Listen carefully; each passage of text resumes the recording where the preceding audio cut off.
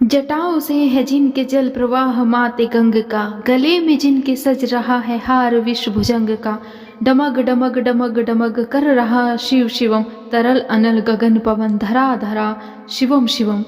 ओम नमः शिवाय। आज की वीडियो में मैं आपको बताने जा रही हूँ कि शिवरात्रि के दिन हम पूजा किस तरह से करें। शिवरात्रि के दिन जितने भी हमारे 4 पहर होते हैं उनमें पूजा कैसे करें, सबसे सरल और आसान विधि मैं आपको बताने जा रही हूँ। वैसे तो शिव जी की पूजा पूरे दिन की जा सकती है, लेकिन फिर भी ऐसे कुछ शुभ मुहूर्त होते हैं जो विशेष होते हैं। इनमें की जाने वाली शिव जी की पूजा, शिव जी के मंत्रों का जाप, शिव जी का रुद्राभिषेक भक्तों को अनन्य पुण्य की प्राप्ति कराता है और उनके सभी मनोकामनाओं की पूर्ति करता है। पौराणिक मान्यता है कि इस महापर्व पर भगवान शिव और माता पार्वती का विवाह हुआ था और भोलेनाथ ने वैराग्य जीवन त्याग कर गृहस्थ जीवन अपनाया था। इसके अलावा एक अन्य धार्मिक मान्यताओं के अनुसार इस दिन भगवान शिव दिव्य ज्योतिर्लिंग के रूप में प्रकट हुए थे। भगवान शिव की पूजा उपासना 4 पहर में करने की मान्यता है और मान्यता है कि 4 पहर की पूजा करने से व्यक्ति जीवन के सभी पापों से मुक्त हो जाता है, धर्म, अर्थ, काम और मोक्ष की प्राप्त करता है। 4 पहर की पूजा संध्या काल यानी कि प्रदोष बेला से शुरू होकर अगले दिन ब्रह्म मुहूर्त तक की जाती है। पहले पहर में शिव भगवान के ईशान स्वरूप की और दूसरे पहर में दही से भगवान शिव के अघोर स्वरूप की और तीसरे पहर में घी से भगवान शिव के वामदेव रूप की और चौथे पहर में भगवान शिव की शहद से सदोजात स्वरूप की अभिषेक के साथ पूजन की जाती है। महाशिवरात्रि की रात महासिद्धिदायिनी है, इसलिए इस महारात्रि में की गई पूजा अर्चना विशेष पुण्य प्रदान करती है। अगर कोई शिव भक्त 4 बार पूजन और अभिषेक ना कर पाए तो पहले पहर में एक ही बार पूजा कर ले तो उसके सभी कष्टों की मुक्ति हो जाती है। सबसे पहले बात करते हैं प्रदोष काल की। प्रदोष काल सूर्यास्त से 45 मिनट पहले का और सूर्यास्त के 45 मिनट बाद का समय होता है। अगर इस समय हम शिव जी की पूजा करते हैं तो इसका हमें अनन्य फल मिलता है। चाहे शिव जी का कोई भी दिन हो, चाहे सोमवार हो, महाशिवरात्रि हो या फिर मासिक शिवरात्रि हो या फिर प्रदोष का दिन हो, अगर हम प्रदोष समय में शिव भगवान की पूजा करते हैं तो शिव की असीम कृपा हमारे ऊपर प्राप्त होती है और हमारी सभी मनोकामनाएं पूरी होती हैं। इसलिए प्रदोष समय को अपने हाथ से बिल्कुल भी न जाने दें। शिव जी की आराधना, शिव जी की पूजा अगर आप प्रदोष काल में करेंगे तो आपकी सभी मनोकामनाएं शिव जी बहुत जल्द पूरी करेंगे। आप प्रदोष काल के समय मंदिर में जाकर पूजा कर सकते हैं या फिर अगर ऐसा संभव ना हो तो आप घर पर भी शिव भगवान की पूजा कर सकते हैं। अगर आप कहीं बाहर हैं, ऐसा भी संभव नहीं है कि आप घर पर पूजा कर सकते हैं, तो आप अगर कहीं बाहर हैं तो आप मानसिक जाप करके भी शिव भगवान की पूजा करते हैं। मानसिक जाप से भी ऐसा माना जाता है कि शिव भगवान आपकी मनोकामनाओं की पूर्ति जल्दी करते हैं और आपकी प्रार्थनाओं को सुनते हैं। ऐसी मान्यता है कि महाशिवरात्रि के दिन पूरी रात जागरण किया जाता है और शिव के नाम का जाप किया जाता है। अगर आप ऐसा करते हैं तो इससे भी आपको अपार शिव कृपा प्राप्त होती है। इसके अलावा शिवरात्रि के दिन 4 पहर की पूजा का भी विशेष प्रावधान है। अगर कोई भी भक्त 4 पहर की पूजा कर लेता है तो उसे जीवन भर शिव की कृपा प्राप्त होती है। अब जान लेते हैं महाशिवरात्रि की पूजा के लिए पूजा सामग्री। वैसे तो आप अपने सामर्थ्य के अनुसार जो भी आपकी पूजा सामग्री है वो ले सकते हैं, लेकिन कुछ विशेष सामग्रियां होती हैं जिन्हें भगवान शंकर को जरूर अर्पित करना चाहिए। जैसे कि भगवान शंकर को प्रिय है गंगा जल, सफेद चंदन, धतूरा, भांग, बेलपत्थर, शमी के पत्ते या फिर श्वेत कमल, श्वेत पुष्प या फिर आपको जो भी अवेलेबल हो आप वो अर्पित कर सकते हैं। इसके अलावा दूध या फिर दूध से बनी हुई चीजें भी शिव भगवान को अति प्रिय हैं। आप इन्हें भी भोग लगाकर शिव को अर्पित कर सकते हैं। व्रत रखने वाले भक्तजनों को सुबह घर की साफ सफाई से निवृत्त होकर और स्नान करके स्वच्छ हो जाना चाहिए। इसके बाद आप श्वेत वस्त्र या फिर हल्के गुलाबी रंग के कपड़े पहन के भी पूजा कर सकते हैं।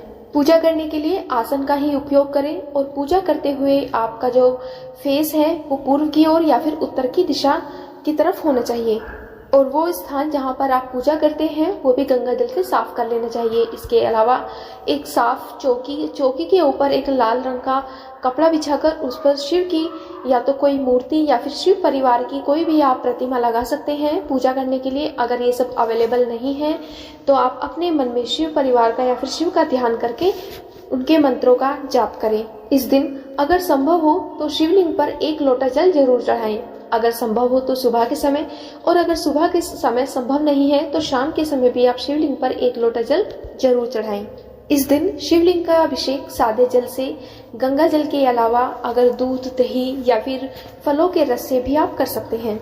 अभिषेक कराने के बाद फिर से उन्हें स्वच्छ जल से स्नान कराएं और फिर इसके बाद स्वच्छ जल से स्नान कराने के बाद उन्हें चंदन का तिलक लगाएं और माता पार्वती को सिंदूर या फिर रोली का तिलक लगाएं। शिव जी की पूजा में कभी भी टूटे हुए अक्षत का प्रयोग नहीं करना चाहिए। इस बात का आप ध्यान रखें कि जो भी अक्षत आप प्रयोग में ले रहे हैं वो अखंडित होने चाहिए। जो भी आप दीपक जलाए हैं तो दीपक के नीचे भी अक्षत आपको जरूर रखने हैं।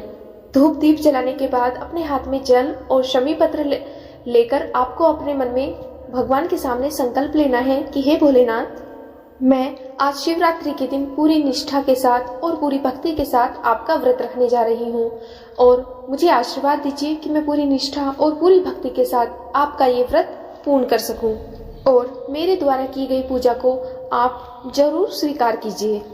इस प्रकार संकल्प लेकर आप संकल्प जल को शिव भगवान के चरणों में अर्पित कर दीजिए। इसके बाद आपको शिव मंत्रों का जाप करना चाहिए। याद रखिए, जब भी आप शिव जी की पूजा करते हैं तो मौन रहकर कभी भी पूजा नहीं करनी चाहिए। मन में शिव मंत्रों का जाप करना चाहिए। या तो महामृत्युंजय मंत्र का जाप करें या फिर ओम नमः शिवाय मंत्र का जाप अपने मन में अवश्य करते रहें। अपने मन में ओम नमः शिवाय मंत्र का जाप करते हुए भगवान शिव को बेलपत्र, भांग, धतूरा, बेर ये सब पूजा सामग्री अर्पित करें। कोई भी पूजा शुरू करने से पहले सबसे पहले गणेश भगवान की पूजा की जाती है, तो आपको भी ध्यान रखना है कि सबसे पहले गणेश भगवान की पूजा करें, उसके बाद शिव की, पार्वती की, कार्तिकेय की, नंदी जी की पूजा उसके बाद करें। भगवान शिव के गले में जो सर्प रहता है उन्हें भी आप चंदन का तिलक लगाएं और उनके जटाओं में जो गंगा जी होते हैं उन्हें भी आप तिलक लगाएं। इस तरह पूजा पूर्ण करने के बाद आप पूरे मन से आपको महाशिवरात्रि की कथा सुननी या फिर पढ़नी है। कथा सुनते या फिर पढ़ते वक्त हाथ में अक्षत या फिर पुष्प लेकर कथा सुननी चाहिए और कथा समाप्ति के बाद उन अक्षत को या फिर पुष्प को भगवान के चरणों में ही अर्पित किया जाना चाहिए। पूजा में आपको कुछ न कुछ दक्षिणा जरूर चढ़ाना है और कथा पूरी होने के बाद आपको शिव चालीसा या फिर महामृत्युंजय मंत्र का जाप अवश्य करना है। महामृत्युंजय मंत्र का जाप करने से परिवार के सभी सदस्यों का स्वास्थ्य अच्छा रहता है और कोई भी जो अचानक आने वाली विपत्ति होती है वो भी टल जाती है। इसके अलावा शिव जी के और भी मंत्र होते हैं, जैसे कि रुद्राष्टकम मंत्र, या फिर आप अपनी सामर्थ्य के अनुसार अपनी श्रद्धा भाव से उन मंत्रों का जाप कर सकते हैं। और आखिर में आरती करने के बाद आपको क्षमा याचना करनी है कि हे भोलेनाथ, अगर मुझसे कोई भूल चूक या फिर कोई त्रुटि हो गई हो तो उसे माफ कर देना और फिर उसके बाद अपने उपवास का प्रारंभ करना चाहिए। उपवास के दौरान आप मौसमी फलों का जूस या फिर मौसमी फल या फिर अपनी जो सामर्थ्य के अनुसार फलाहार करते हैं तो वो भी कर सकते हैं। इस दिन जब भी आप भगवान शिव की पूजा करते हैं तो अभिषेक के समय इस बात का विशेष ध्यान रखें कि दूध से अभिषेक करने के लिए तांबे के कलश का इस्तेमाल बिल्कुल ना करें। तांबे के पात्र में दूध डालने से दूध संक्रमित हो जाता है और वो चढ़ाने योग्य नहीं रहता है। इसके साथ ही साथ महाशिवरात्रि के दिन पूजा के दौरान शिवलिंग पर दूध, दही, शहद या कोई भी वस्तु चढ़ाने के बाद जल जरूर चढ़ाएं और आखिर में जल चढ़ाने से ही जलाभिषेक पूर्ण माना जाता है। आज की वीडियो में इतना ही। वीडियो को लाइक और चैनल को सब्सक्राइब जरूर करिएगा।